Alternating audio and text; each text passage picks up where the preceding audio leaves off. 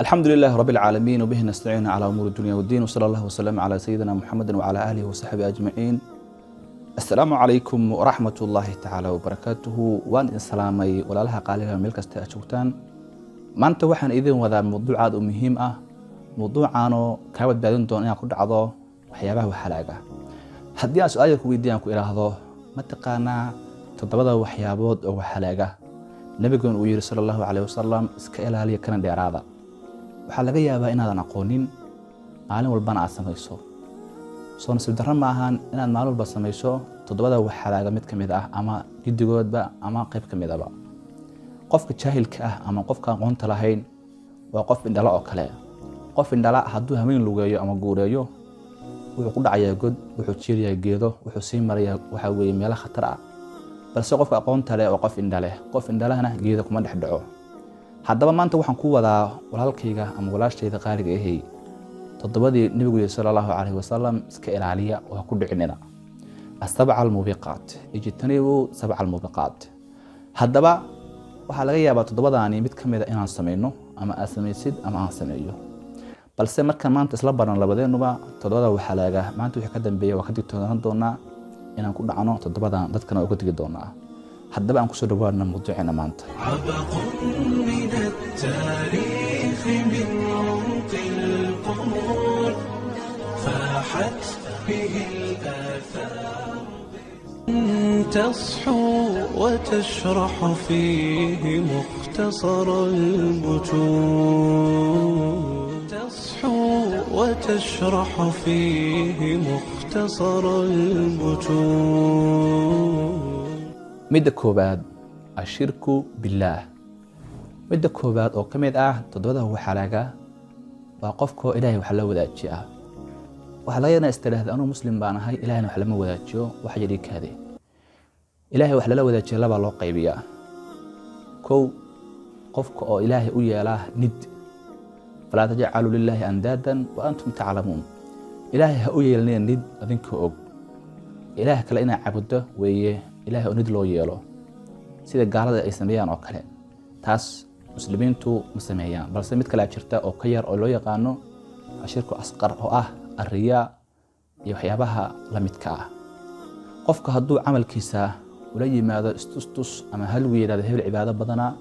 hebel sadaqa badana hebel soom badana hebel xaj badana ilaahay qeyrkiis ayuu camalka u sameeyay dadkaas ayuu camalka u sameeyay ilaahayna uu ku bariyeela. nabigu wuxuu sallallahu alayhi wasallam ilaahay wuxuu leeyahay ana anashuraka aan shirki من عمل عملا أشرك فيه معي غيري تركته وشركه. قفكي عمل فلا عمل أنيقا أو انتقانا يقودون دونه هي عمل كاسنا أشرك فيه ولو ذا شيء معي غيري أنا إذا أهين أصير شركي سوى سكتك إياه. هذا تكوباد وأشرك بالله شركي كانوا والله قال لماذا يقفك استطس لي ماذا عمل كاو هدوسا أهين مدر إلهي كاه وحقوا أنفعي ملعان camalka ka dhig mid dar ilaahay u sameeyay saako anfacaya camal yar oo dar ilaahay ah wuxuu ka fiican yahay camal fara badan oo aan dar ilaahay ahayn baalka qiyaamada amarkii lagu keeno waa asraal camal badan baa fala asrahayd marka ilaahay hortiisa istaagtid ilaahay wuxuu ku leeyahay aniga qeyrka ee camalka u sameeyay jirtay haddaba camalkaagu ha ahaado dar ilaahay istustuskana iska ilaali. to koobaad waa ilaahay wax lala wadaajiyo. qodobka labaad waa as-sihr. sixirka in la barto dadka in la sii baro in waxa weeye la raadiyo waxaas dhan waa xaraam. qofka dadka sixira waa nacaladan yahay kan barta waa nacaladan yahay gidina calada ku wada dhacday. nabigu wuxuu sallallahu alayhi wasallam man ataa arrafan fasalahu an shay'in lan tuqbal salatuhu 40 layla. man ataa arrafan qofkii wax weydiiya arrafe waa dadka kahanada iyo waxyaabaha dadka yiraahdo waxaan ognahay cilmu qeybka ama waxyaabahan oo ku faalinaya caawa lagu soo degay waxyaabaha qurafaadka dadka sheega weey. marka nabigu wuxuu sallallahu alayhi wasallam man ataa arrafan fasalahu an shay'in qofkii u taga arrafe ama waxyaabaha loo yaqaano khaliifadaha kale islaamaha ku yaqaan kale islaamaha caada waxa uu ah markii qof xanuunsado kale oo waxa weey qofkaas meel badan la marmarsho hadhow waxay ku oranayaan islaamuhu waxaan u tagayaa khaliifada waxaan oranayaa bal waxaad ii fiirisaa aan xal wax ugu soo degeen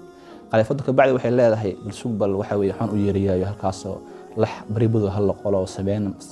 xagga hala caro waxa weeye waxaas toddoba beri baan halka weeyo marka waxa dhan waa been aan ilmu qeybka ama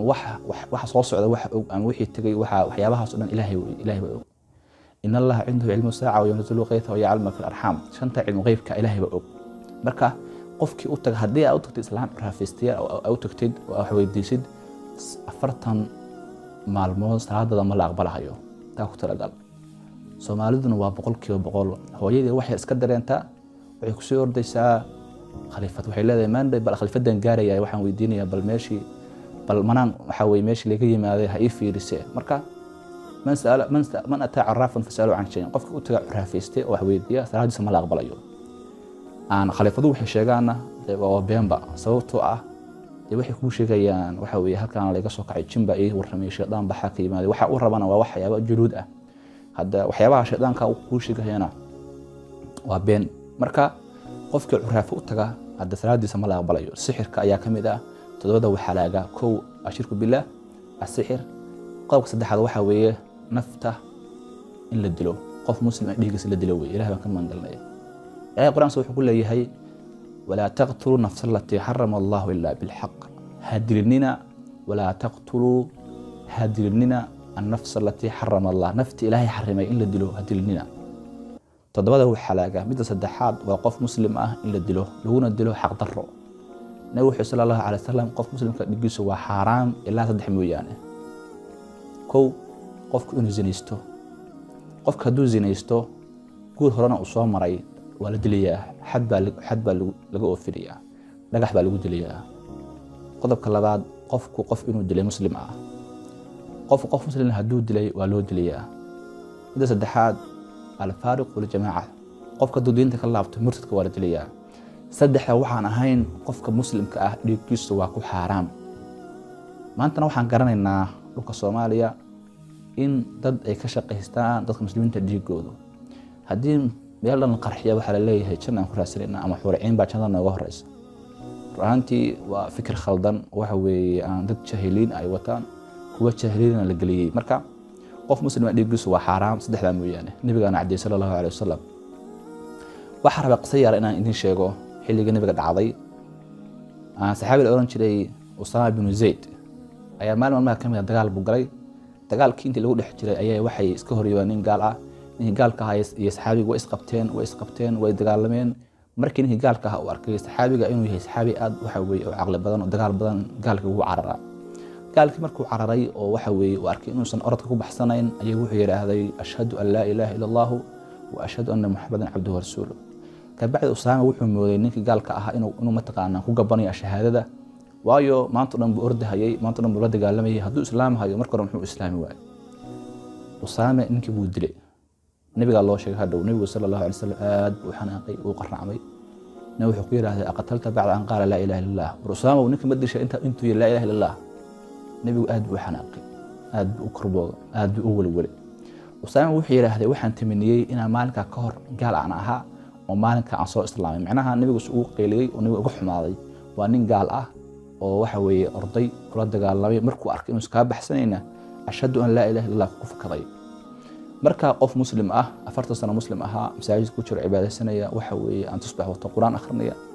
markii aad dishid ama waxa weeye qarxisid aan galba dishay muslimiin baad dishay loo nimanka muslimiinta laaya nabigu wuxuu ku tilmaamay sallallahu alayhi wasallam inay laayaan muslimiinta ay laayaan gaaladana iska daayaan marka midda saddexaad waxa weeye qof muslim ah in la dilo waa xaraam waxay ku jiraan todobada waxa laaga afraad akal riba qofku inuu cuno ribada ribo waa maxay xageebay gashaa ribadu waa wax nooceeyo kala ah ribadu waxay gashaa horta waxyaabaha la quuto sida ama la isticmaalo ama cuntooyinka ribadu gashaa ama waxay gashaa lacagaha ama waxyaabahaas ribadu gashaa ribaduna qofka haduusan aqoon u lahayn toos buu u galahayaa ilaahay quraanka wuxuu ku leeyahay wa halallahu al-bay'a wa harrama ar-riba ilaahay wuxuu xalaal yeelay bay'a ribadana wuu xarimaa yamhaqu Allahu ar-riba ويربي الصدقات إلهي القرآن سوى كل إلهي صدقة هو برباريا وقف صدقة الدولة إلهي هو برباريا ربادنا إلهي هو دبقديا هو بابيا هو ترترا مركة ربادو dadka aad bay ugu fara badan tahay wax yar baa tusaale aan soo qaato. horta ribadu waxay gashaa waxyaabaha la quuto sida cuntooyinka, waxa weeye bariiska, burka, sokorta, waxyaabaha la quuto ay ribadu gashaa. sidoo kale lacagahana way gashaa, waxyaabaha mataqaan wax lagu kala iibsado kale. tusaale ahaan oo kale qofka hadduu doonayo inuu bariis ku iibiyo ama bur ku iibiyo ama sokor ku iibiyo ama lacag ku iibiyo, haddii labada shay isku mid yihiin, tusaale ahaan oo kale adiga waxaad doonaysaa kombo bariis inaad ku iibiso kombo bariis ah, waxaa lagaa rabaa 3 shardi. shardiga koobaad, labadan bariiska ah waa inay isla eg yihiin. maxaan ka wada isla eg yihiin? waxaa lagu diidayaa kombo bariis inaad ku gado 2 kombo bariis ah. haddii aad 2 cunto isku mid isku gadayso, koow waxaa lagaa rabaa labada cunto inay isla eg yihiin. 2 cunto aad isku gadayso waa inay isla eg yihiin, waa shardi. hal cunto isku mid ah haddii aad isku gadayso ay isdheer yihiin waa ribo. kombo bariis waxaa ku iibin kartaa kombo bariis ah, balse kombo bariis kuma iibin kartid 2 kombo bariis ah. qodobka koobaad, marka 2 cunto isku mid isku gadayso waxaan ku iri waa inay isku mid yihiin, waa inay isla eg yihiin. kombo bariis iyo kombo bariis isku iibin kartaa, waa xalaal, ribo ma gelayso. qodobka labaad, markii kombo bariis ku iibinayso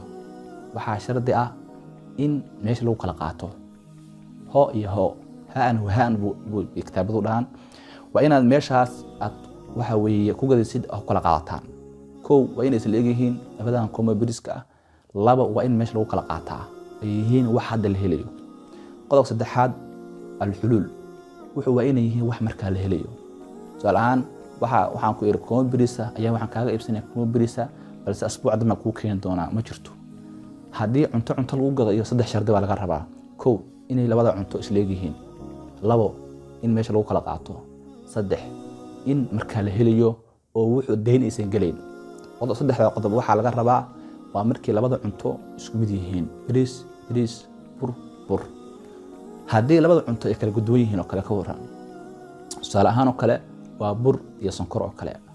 2 shardi baa loo xiriyaa. koow, meesha in lagu kala qaato iyo markaa in la heli karo. waxaa meesha ka baxaysa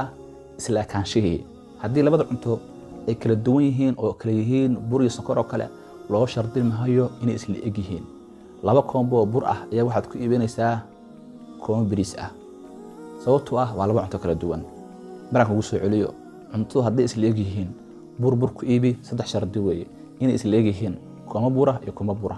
2 kombo bur, 2 kombo bur, kiish bur, isku iibin kartaa. 3 shardi marka laga helo inay labadaas waxyaabo isla eg yihiin, in meesha lagu kala qaato iyo in markaa la heli karo oo deyn aysan gelayn. haddii labada cunto kala duwan yihiin, tusaale ahaan oo kale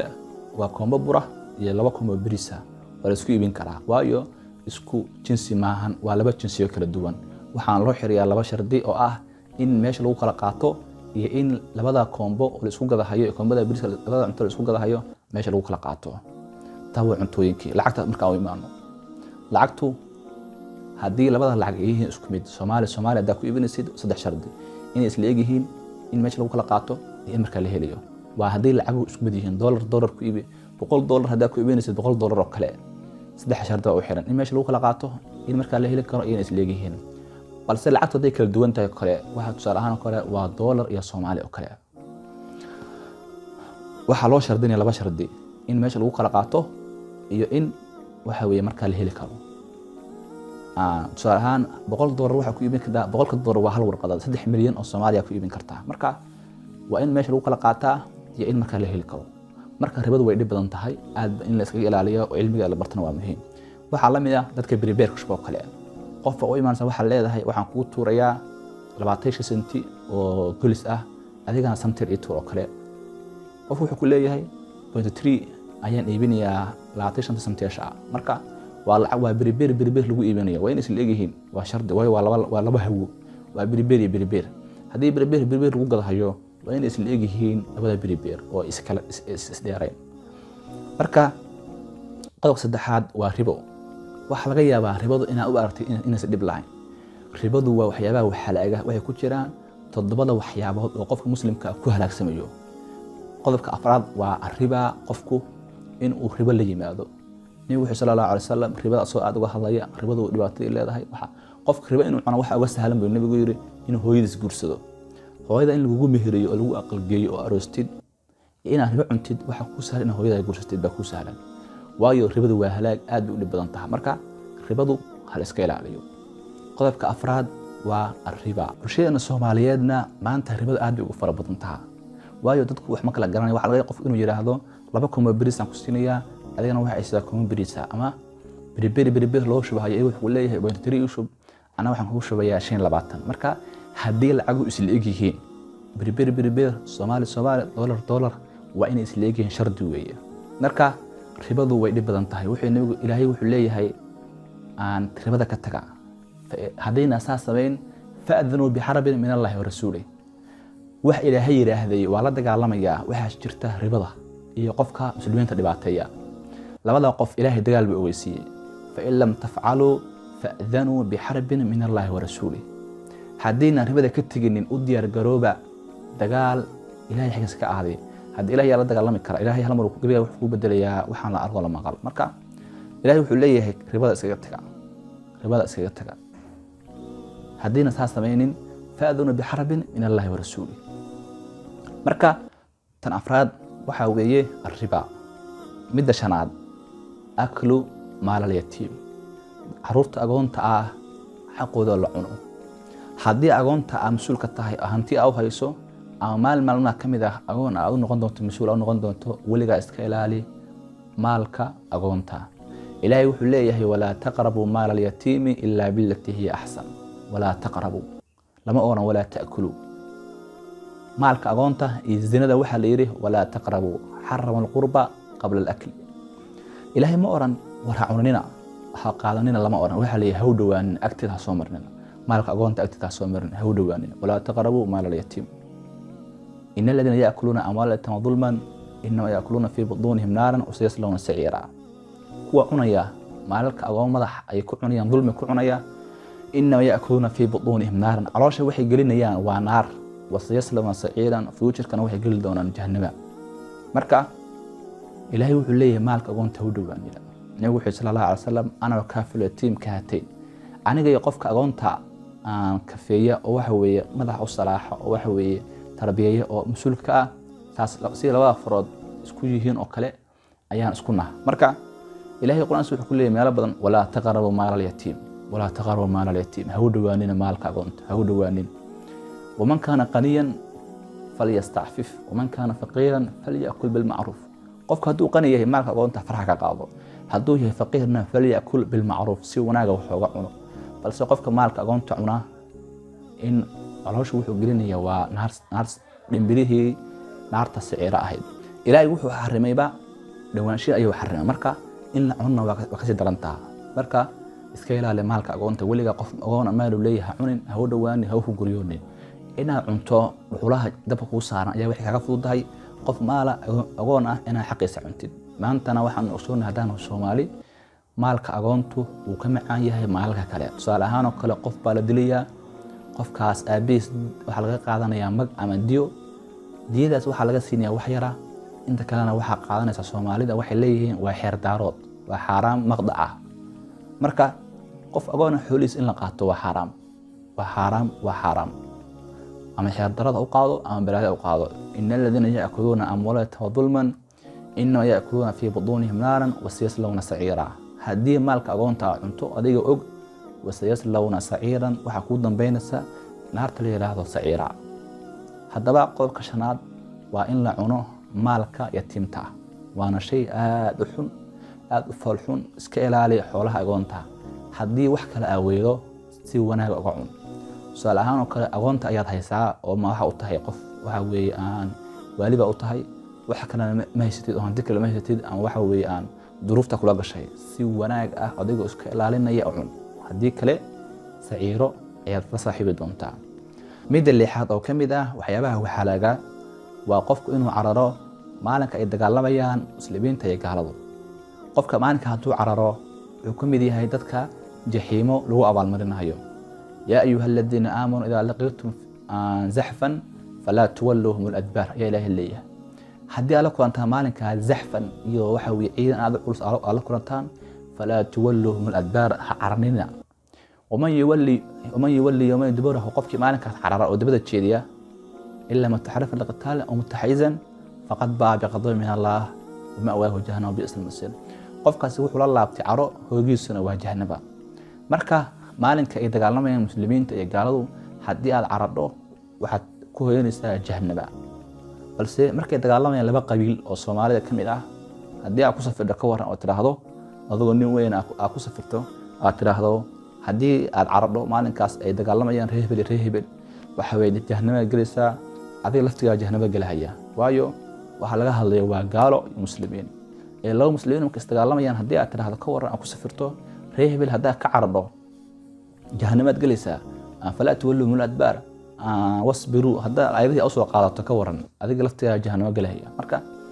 waxa laga hadlayo waa maalinka gaalada iyo muslimiintu iska hor yimaadaan, ma ahan laba qabaa'il oo muslimiin markaas dagaalamayaan.